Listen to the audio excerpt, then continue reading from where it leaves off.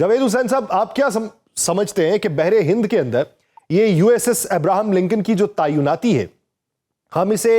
एक अस्करी सरगर्मी समझें या फिर एक पॉलिटिकल इशारा समझें, या आप ये समझते हैं कि इसके पसे पर्दा मुहर्रिकात कुछ और हैं, भेजा किसी और मकसद के लिए, पैगाम कुछ और? एयरक्राफ्ट कैरियर और उसके जो साथी जहाज हैं, जो जंगी जहाज, उनका आने का मकसद, मेन जो मकसद ये है कि ईरान के ऊपर जो अमेरिका के मुतालबात हैं उनको, उनके पीछे एक दबाव डालना। तो ये एक दबाव डालने की एक कोशिश है। इसका मतलब ये नहीं है कि ये खाली दबाव तक ही मामला रुक जाएगा। अगर फर्ज किया ईरान के साथ अमेरिका के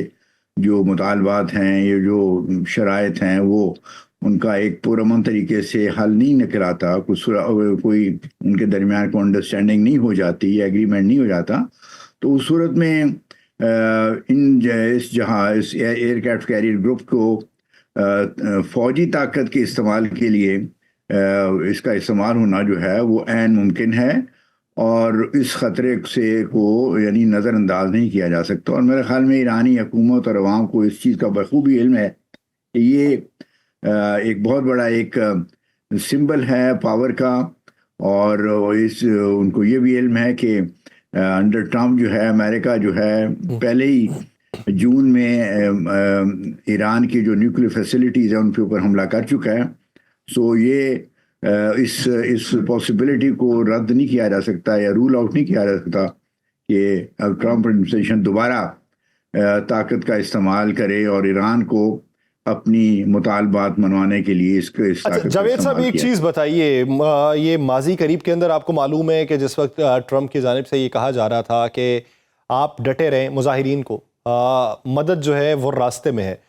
उस वक्त कुछ अरब ममालिक की तरफ से ये कहा गया कि हम अपनी फ़ज़ाई हुदूद को ईरान पे हमले के लिए इस्तेमाल नहीं करने देंगे। अच्छा, उन अरब ममालिक में अगर आप देखें तो इजराइल के साथ कहीं ना कहीं उनके ताल्लुकात तो रहे, अब यूएई के भी ताल्लुकात बराह रास्त इजराइल के साथ मौजूद हैं। अब इस मंजरनामे में यूएई फ़ज़ाई, बहरी और ज़मीनी जो हुदूद है उनके इस्तेमाल से गुरेज करने की बात कर रहा है और बाकायदा तौर पर यह पैगाम दे रहा है कि हम इससे दूर हैं। क्या ये भी हिकमत अमली के तहत ही बयानात हैं, या फिर आप ये समझते हैं कि मशरिक़ वस्ता के ममालिक हकीकी तौर पे इस सारे झगड़े से खुद को अलग रखना चाहते हैं? मेरे ख्याल में दोनों चीज़ें हैं। एक तो ये है कि ईरान ने वाज़ेह कर दिया है कि उसके ऊपर हमला अगर हुआ अमेरिका की तरफ से, तो जो भी ममालिक चाहे डायरेक्टली या इनडायरेक्टली उस हमले में इन्वॉल्व होंगे, वो भी फिर ईरान के जो जवाबी हमले हैं उसका टारगेट बन सकते हैं। तो यूएई की जो स्टेटमेंट अब रिसेंटली आई है, जिसमें उन्होंने कहा है कि वो अपनी ना तो एयर स्पेस को ना टेरिटरी को ईरान के ख़िलाफ़ इस्तेमाल होने की इजाज़त देंगे, वो इस चीज़ के वो चाहते हैं कि जो ईरान के जो जवाबी जो रिएक्शन हो उससे उनको, यूएई को नुकसान ना हो। लेकिन मैं ये वादे करना चाहता हूँ कि ईरान के पास भी काफ़ी ऑप्शंस हैं जो अगर वो पूरी तरह इस्तेमाल करें, तो चाहे वो डायरेक्टली यूएई को या दूसरे जो पर्शियन गल्फ में अरब कंट्रीज़ हैं उनके ऊपर डायरेक्ट कोई ज़ख्म ना पहुँचे, लेकिन इनडायरेक्टली इस तरह से पहुँच सकती है कि एक जो ऑप्शन ईरानी हुकूमत बारह जिसका जिक्र कर चुकी है या जिसका इशारा दे चुकी है, वो ये है कि हो सकता है कि वो स्ट्रेट ऑफ हुर्मुज़ को बंद करने की कोशिश करें। तो अगर उन्होंने इस किस्म का कोई हिकमत अमली अपनाई, तो साफ ज़ाहिर है कि जो ऑयल एक्सपोर्टिंग कंट्रीज़ हैं पर्शियन गल्फ में, जैसे यूएई है, कुवैत है और कतर है और इराक है और सऊदी अरेबिया भी, इन सब की जो ऑयल एक्सपोर्ट्स हैं उनको, उनके ऊपर बड़ा सख्त उनके लिए ख़तरा पैदा हो जाएगा। और सिर्फ उससे ना सिर्फ इनको एक इमीडिएट नुकसान पहुंचेगा, बल्कि इंटरनेशनल मार्केट जो ऑयल मार्केट है और गैस मार्केट है। जावेद साहब, जब आप ये कह रहे हैं कि इन अरब ममालिक को नुकसान पहुंच सकता है और उनको इसका इदराक भी है, तो फिर आप ये समझते हैं कि खित्ते के अंदर वाकई जंग छिड़ने वाली है, जहां पे बड़ी ताकतें भी बैठी हुई हैं जिनको अपने नुकसान का भी इदराक है, तो अगर ये जंग छिड़ती है तो फिर उसके असरात उन तक भी पहुंचेंगे? जी, वो अगर जंग छिड़ती है तो इसरात उन तक पहुंचेंगे मुख्तलिफ शक्लों में, और मेरे ख्याल में इसीलिए जो ईरान के अलावा और जो अरब ममालिक हैं पर्शियन गल्फ रीजन में, उनकी कोशिश ये है कि मामलात अफ़हाम तफ़हीम से, बातचीत से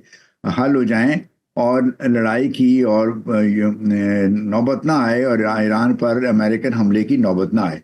अब इस वक्त देखना ये है कि क्या ईरान और यूएस आपस में अपने जो आउटस्टैंडिंग इश्यूज हैं, जिसमें आपने खुफिया जिक्र किया है, एक तो यूरेनियम एनरिचमेंट का मसला है, बैलिस्टिक जो ईरान का बैलिस्टिक मिसाइल प्रोग्राम है उसका जिक्र है, फिर ईरान की जो रीजन में पॉलिसीज़ हैं जिनको अमेरिका एंटी अमेरिकन पॉलिसीज समझता है, वो पॉलिसीज़ हैं, या ईरान की टू सम एक्सटेंट मेरे ख्याल में इतना इम्पोर्टेंट चीज़ तो नहीं है, लेकिन ईरान के अंदरूनी सूरत हाल है, वो भी शायद कुछ उसका रेलेवेंस हो। लेकिन बेसिकली तीन जो पहली मुतालबात हैं उनके ऊपर अगर दोनों ममालिक की तरफ से फ्लेक्सिबिलिटी दिखाई जाए तो मुमकिन है कि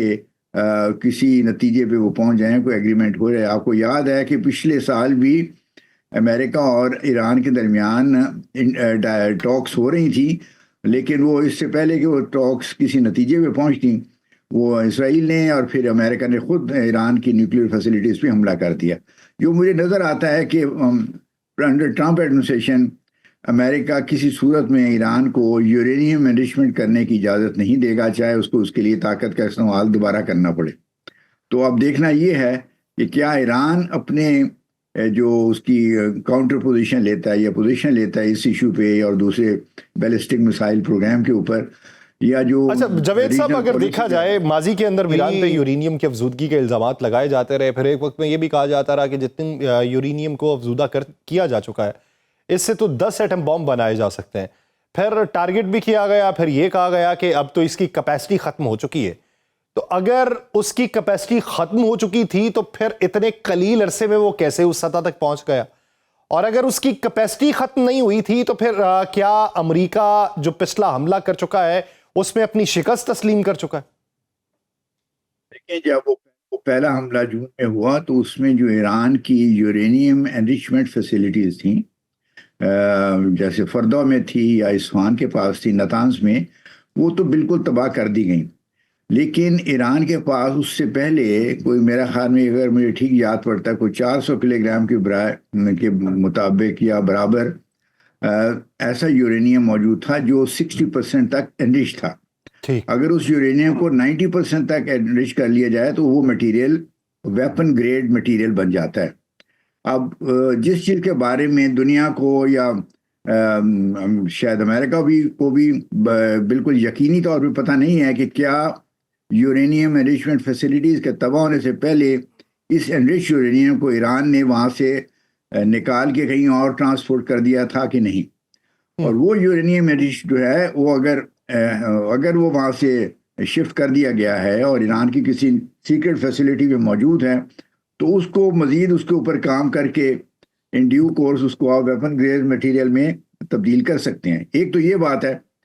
यानी एक पॉसिबिलिटी, अगरचे मैं समझता हूँ कि ये बहुत रिमोट पॉसिबिलिटी है, इसमें बहुत प्रैक्टिकल डिफ़िकल्टीज और ऑब्स्टिकल्स हैं, लेकिन उससे भी ज़्यादा जो है कि ईरान ने